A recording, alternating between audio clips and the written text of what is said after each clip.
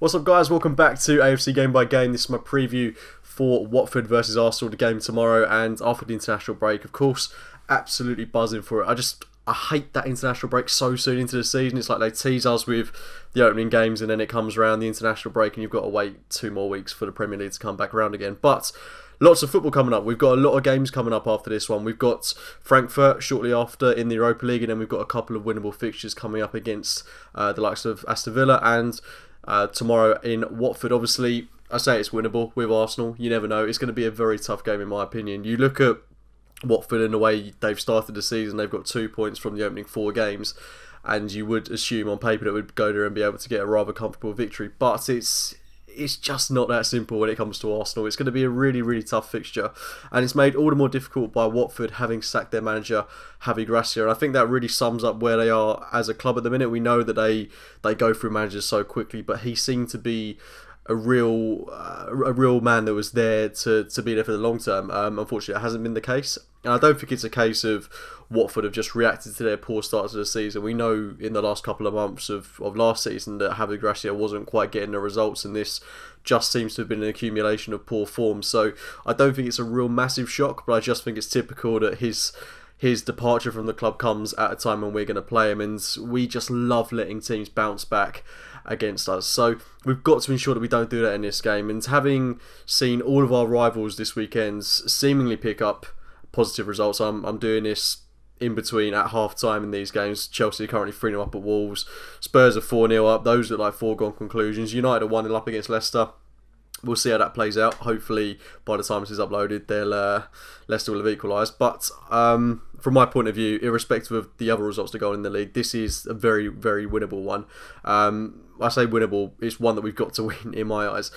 6 points from this game and the one against Aston Villa is imperative. We've got United away coming up, and even though they've looked so rocky this season and their brand of football isn't looking overly appealing, Old Trafford is a really tough ground for us to go to. We're all aware of that, and we haven't won there in the league in God knows how long. So I'd love to see us go there with 2 wins under our belt in a row, with a couple of wins in the Europa League as well. That would be great. A win in the League Cup, of course, against Notts Forest. And it will look positive going into that game at the end of the month. So I do feel good about what could potentially be achieved in the next couple of weeks. But it's all important that we get off to a winning start in this game against Watford. Don't really know what to expect from them, to be fair. Of course, they've got Danny Welbeck in their team, and he's been talking ahead of the game that it would be typical if he got his first goal against Arsenal, and I really sincerely hope that's not the case, but it would pretty much sum things up if he did. The big news from an Arsenal perspective is that Lacazette is out for, I hope, only a couple of weeks, and it does seem that he's played through this pain barrier in the games against Liverpool, against Spurs, and what a monstrous performance it was against Spurs, especially when you consider that he was carrying this injury. So massive credit to Lacazette, and I think the club are doing the right thing in this instance by not aggravating that injury. I say that, I mean, he's played in these games with the niggle, but allowing him to rest and recover in these games against Watford and Villa, I think it's the right thing to do, especially when there is so much football coming up as well in the next couple of months.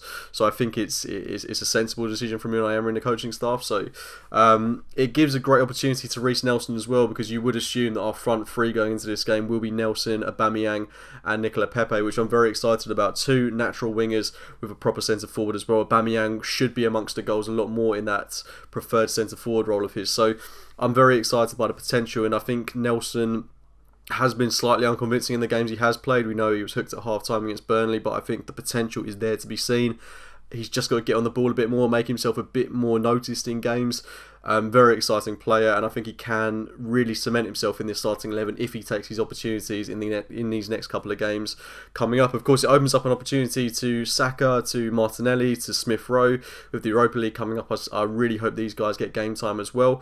And what I do want to see that was a bit lacking in that game against Spurs is more of a dynamic, creative, offensive midfield. If we line up with Torreira, Xhaka and Guendouzi, I'm not going to feel great about this game, to be brutally honest. I think we've got to have a Ceballos, a Joe Willock or a Mesut Ozil in there. It's definitely Ceballos. I think he's got to start. I really think he's going to be an important player in this game. I think the back four pretty much picks itself. I do think it's going to be Maitland-Niles, Socrates, David Luiz and Kolasinac, and you don't need me to tell you that I have next to no faith in that back line. I've got to be honest, I really do not trust it, and Rob Holding's back playing with the under-23s today. I'm hoping he gets a bit of game time against Frankfurt in the week, and then we come and see him just gradually ease back into the squad, and maybe we can see him into the starting 11 quite soon. If it was up to me, I'd love to see Callum James come in for possibly David Luiz or Socrates, one of the two. I can't quite decide. They're both as error-prone as each other in my opinion, so for me it doesn't really matter what one comes out. But I do think the passing range of David Luiz has been superb during his time at the club so far, and I don't think he necessarily put a foot wrong against Spurs. Socrates is just... I mean, let's be honest, they're both stopgap defenders, and I don't really feel comfortable having two stopgaps at the key heart of our defence. So from my opinion, I would rather have someone like Callum Chambers, who should be progressing this Arsenal team at 24 years of age. He had a great game against Newcastle. Was amazed that he was dropped.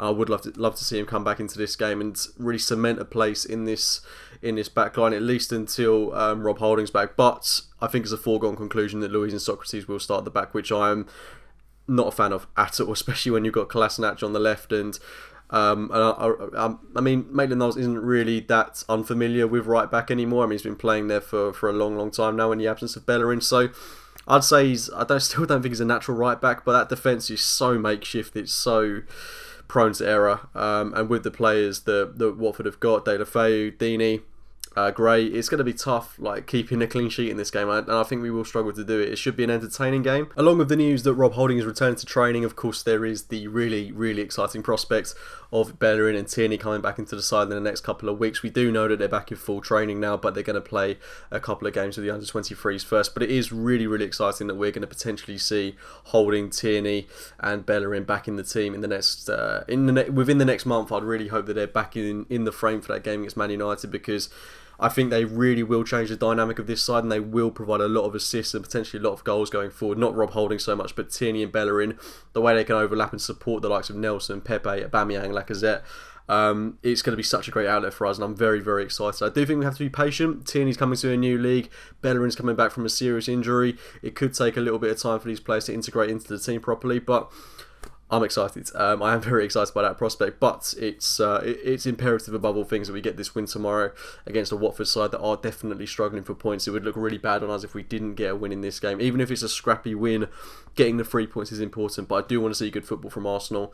And I think if Emery gets the lineup correct, and we do see a bit more of an offensive approach in midfield, then we've got all the potential to win this game. We've really got to play our own brand of football, and that's something that I've struggled to see from Arsenal so far this season. I want a dynamic and exciting midfield to support the lucrative attack we've got going forward.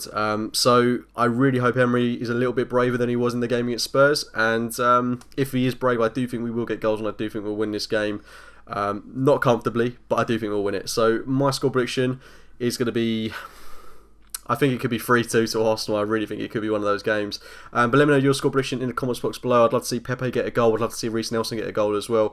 I'd also love to see Dani Ceballos get a goal. Really install some confidence in this team. But I know that's an awful lot to ask for in a game where we do struggle. So yeah, let me know your thoughts in the comments box below. Let me know your score predictions, your team lineups. I hope you guys enjoyed the game, and I will speak to you very soon. See you later, guys.